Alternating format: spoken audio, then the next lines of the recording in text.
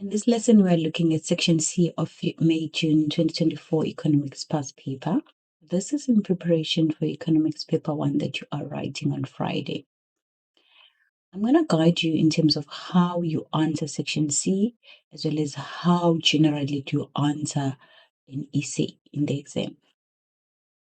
Section C will have 2 questions, and you will need to select only one question. Please do not answer 2 questions. Answer only one question. If you decide that you go ahead and answer 2 questions, please note you will be marked only one question. So they will mark your first question and the second one will be a waste of time. So what is the risk of deciding that you answer 2 questions? Number 1, you will be wasting the exam time that you need in the exam. You have 2 hours to write the full paper, which is section A, B, and C. So you cannot manage to waste any of your time. 2 hours is sufficient to answer all the questions as per the instruction. Therefore, I urge you to read the instruction and respond or answer according to how the examiner has instructed you. Now, let us look at the structure of the essay and how you should respond to it.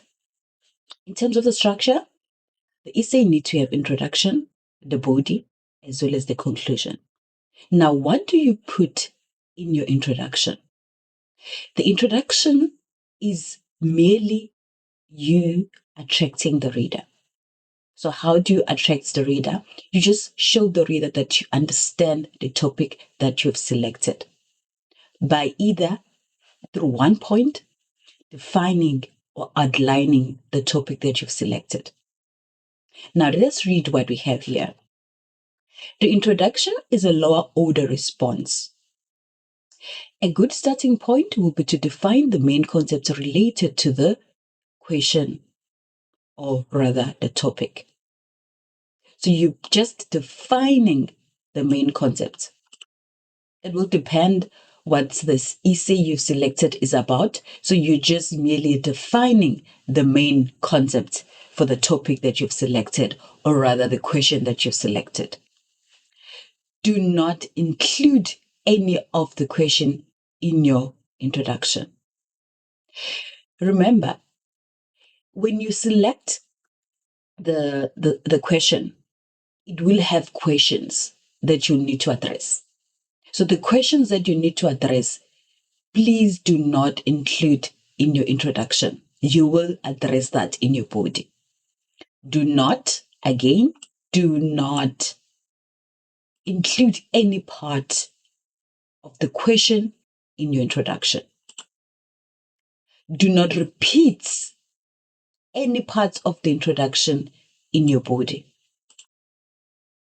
So now you have defined the topic. In your body, do not define the topic again. You'll be marked once in your introduction. Avoid mentioning in the introduction what you are going to discuss in the body. In your introduction, you are not discussing any matter that you are going to be outlining or discussing in your body. So now let me make you understand. In your introduction, you have maximum of 2 points. Do not spend more time in your introduction. Your introduction is merely to define the topic that you've selected and leave the introduction. The majority of your marks are sitting in your body.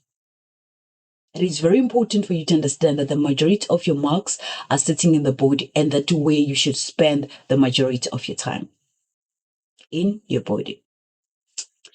Now let us look at the body. So the body, it is the main part. It is the main part of the essay, and it's where the majority of your marks are sitting. So what are you doing in your body?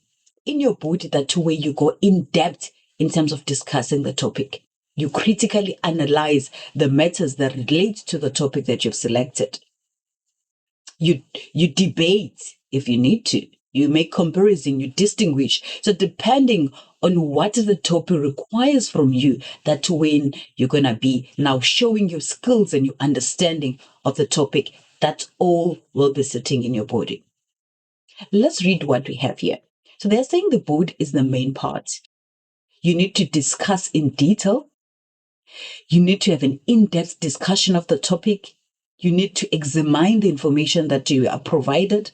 You critically discuss, you analyze, you make comparison, you make evaluation, you distinguish, you differentiate, you explain, you assess, and you debate. So all the information that you are given here in terms of the matters you are going to address and how you are going to address them, it is not everything you're going to use, because you might not be asked to make any comparison, or comparison in terms of essay might not be required. So you need to do what you need to do per the topic that you've selected. Remember again, because section C has two topics, it might happen that it might happen that question 1, you need to make comparison, but you decided to select question 2 where you do not have to make comparison. And then, what is important about the body? In the body, you need to make sure that you go straight to the point. Do not dive and go there and come back. Go straight to the point. What are you trying to say? Say what are you trying to say, so that you're going to save time. You don't have so much time in your section C. You have 40 minutes. So you are able to get distinction in an essay provided you will go straight to the point. Do not waste your time going back and forth, back and forth. Just go straight to the point. That's what the examiner will be looking for. They will be looking for that certain point that you are showing that you're addressing the topic. You are going to be going straight to the point. You're not writing long paragraph, just addressing one thing. Just points for everything that you're addressing. It is important for you to understand that in the exam, when the markers are marking your script, they are looking at certain points, whether they are addressed. Section C is no different from section B. It's just that for section C, you need to provide a lot of points per question that you are provided. But do not look at section C in isolation. You are not writing a book. You are writing an essay, and in an essay, the markers will be looking at certain points that you've addressed. By addressing those points, you get a mark. But by deciding not to address those points, you will not get marks. Now, let's just look at the conclusion. Now, what you need to include in the conclusion. The conclusion, it's a higher order conclusion. It's a higher order discussion. So it's a brief summary of what has been discussed without repeating words already mentioned. Whatever that you've already stated in your body, you do not need to repeat again. Do not repeat whatever that you have said in your introduction or in your body. Any opinion, value, judgment on the word is discussed here. Now, any opinion that you might have about the topic that you have selected, that way now you are summarizing it here. Additional support information to strengthen the discussion and analysis can be used. Contradictory viewpoints with motivation is required, or you are providing any recommendation. So, what are you doing in the conclusion? Conclusion, you are merely summarizing your body without repeating any point or any point raised in your body.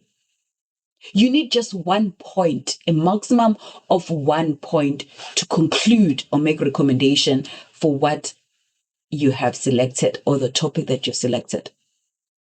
What is important here? You have maximum of 2. You just need 1 point, and for that point that you've raised to conclude or recommend or make additional support, you will get maximum of 2. So do not spend so much time in your conclusion. Now, let us say you do not know what you are going to put in your introduction or in your conclusion. Rather not have it. You just lose 4 marks. And out of those 40 marks, you still have 36 marks. The 36 marks in your body will be sufficient for you to pass. But now I've took you through what you put in the introduction and the conclusion. So why you would not have it? You need to have every part of your essay. It is very important. Now that takes us to the end of how are you going to write your essay in the economics paper 1. In the next video, we are going to be looking at question number 5 of May-June 2024 past paper. It covers the macroeconomics. Thank you. And please follow me and subscribe on my YouTube channel. My YouTube channel, it's Economics 199. Also, please follow me on TikTok. It is also Economics 199. Thank you and all the best for the exam.